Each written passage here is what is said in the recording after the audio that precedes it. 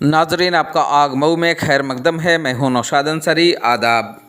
गुज़श्ता रोज़ parliament में BJP के senior leader व साबिक मरकज़ी वज़ीर अनुराग ठाकुर के ज़रिए राहुल गांधी के ख़िलाफ़ नाज़ेबा कलमात इस्तेमाल करने और उनसे उनकी ज़ात पूछने से कांग्रेस पार्टी के लीडरान व कारकुनान काफ़ी मुस्तइल हो गए। उसी के मद्देनज़र आज कांग्रेस पार्टी के लीडरान व कारकुनान ने ज़िला व शहर कांग्रेस कमेटी के ज़ेरे एहतमाम मऊ कलेक्ट्रेट पर ज़बरदस्त मुजाहरा करते हुए अनुराग ठाकुर का पुतला नज़र आतिश किया। इस दौरान कांग्रेस लीडरान व कारकुनान ने अनुराग ठाकुर, वज़ीर-ए-आज़म नरेंद्र मोदी, वज़ीर दाखिला अमित शाह के खिलाफ़ जमकर नारेबाजी करते हुए मुर्दाबाद के नारे लगाए। आइए नाजरीन, हम आपको पूरी तफसीलात दिखाते हैं और सुनाते हैं क्या कहते हैं कांग्रेसी लीडरान। आग न्यूज़ के लिए मऊ से ब्यूरो रिपोर्ट।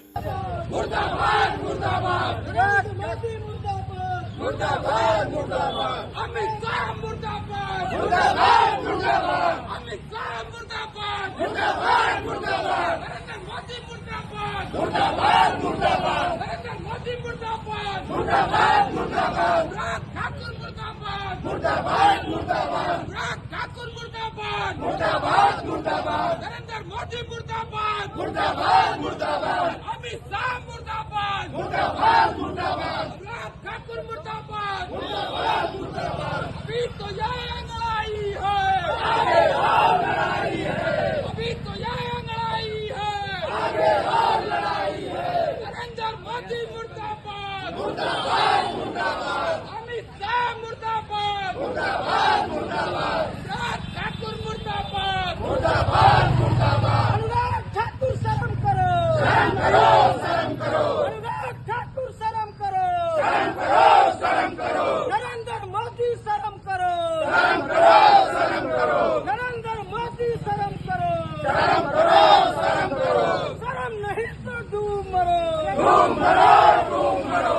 शर्म नहीं तो डूब मरो, डूब मरो, डूब मरो। नरेंद्र मोदी मुर्दाबाद मुर्दाबाद मुर्दाबाद नरेंद्र मोदी मुर्दाबाद मुर्दाबाद मुर्दाबाद अमित शाह मुर्दाबाद मुर्दाबाद मुर्दाबाद अमित शाह मुर्दाबाद मुर्दाबाद मुर्दाबाद नरेंद्र मोदी मुर्दाबाद। हम लोगों ने कल के सदन, परसों के सदन की में जो इस तरह से अनुराग ठाकुर जी ने जो टीका टिप्पणी की, जिसमें हम सब के नेता, विपक्ष के नेता आदरणीय राहुल गांधी जी ने सवाल किया था कि हम जातिगत गणना कराना चाहते हैं, आपको करना पड़ेगा।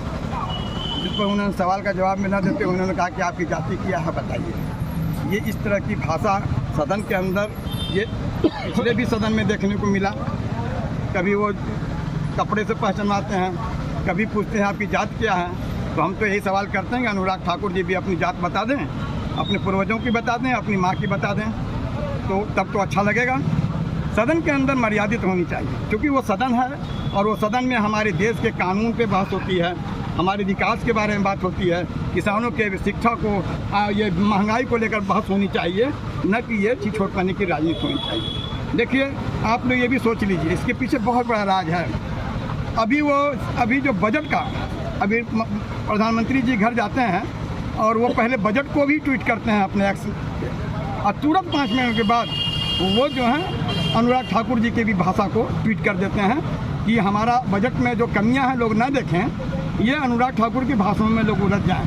लेकिन राहुल गांधी जी ने तय कर दिया सदन के अंदर भी, ना हमें माफ़ी चाहिए, ना माफ़ी मंगवाएंगे, लेकिन हमें जातिगत गणना करा कर रहेंगे, चाहे वो बीजेपी कितना भगेगी, हम करा कर रहेंगे।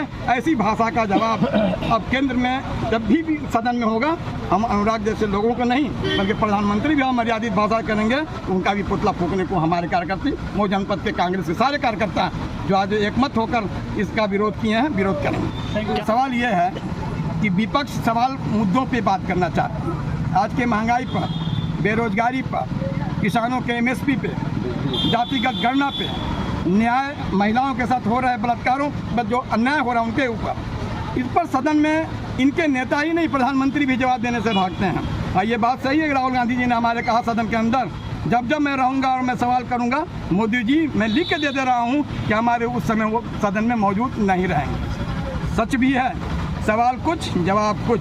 ये अब बीजेपी नहीं चलेगी, जनता समझ चुकी है।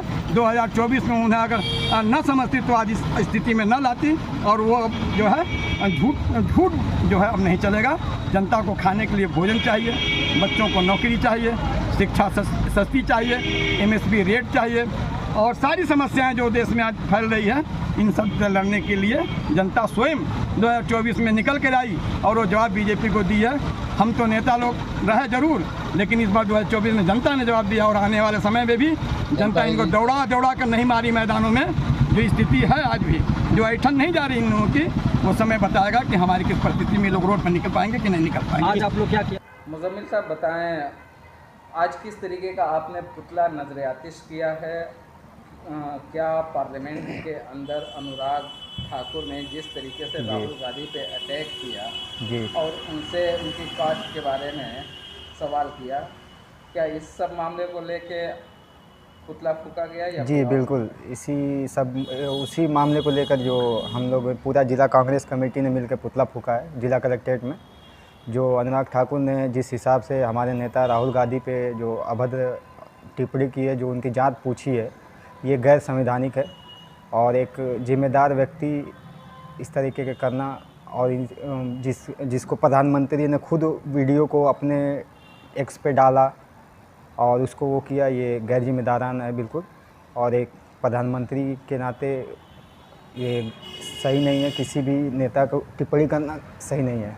लेकिन आप लोगों ने पुतला फूका है जी, उसका मुजाहरा कर रहे हैं जी। राहुल गांधी तो कह रहे हैं कि हमको किसी भी माफ़ी की ज़रूरत नहीं है, हम नहीं मांगेंगे उनसे कि वो हमसे माफ़ी मांगें, तो फिर पुतला फूकने की क्या वजह? नहीं, ये तो हमारे नेता की दरिया दिली है जो उसको वो कर रहे हैं कि ये एक बड़े नेता, महान नेता की ये पहचान होती है कि माफ़ कर देते हैं लोगों को। ये तो उनका स्वभाव है जो मोहब्बत की तो दुकान खोलते हैं। उनके स्वभाव को कार्यकर्ताओं को अपने अंदर अनुसरण नहीं करना चाहिए?